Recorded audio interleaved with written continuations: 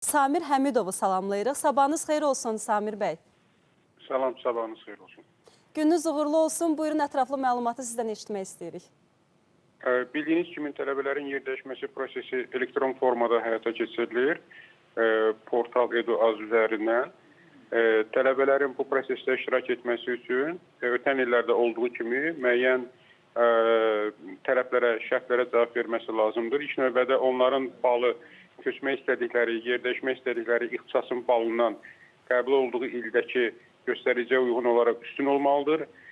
İkinci vacib şərt tələbələrin oxuduqları müddətdə keçdiyi fənlərdən topladıqları uğurlu kreditlər ümumi kreditin 2/1-dən çox olmalıdır ki, bu da onların köçürülməsi üçün ən ilkin şərtlər hesab olunur. Eyni zamanda xaricdən gələn tələbələr isə mütləq şəkildə şəhadətnamə almalıdırlar, yəni qismən tanınma prosedurundan keçməlidirlər. Onlar da bu tərəflərə, yəni ölkə daxilində istifadə olunan tələbələr tərəfindən tələblərə cavab verməlidirlər. Samir bəy, təşəkkür edirik ətraflı məlumat üçün.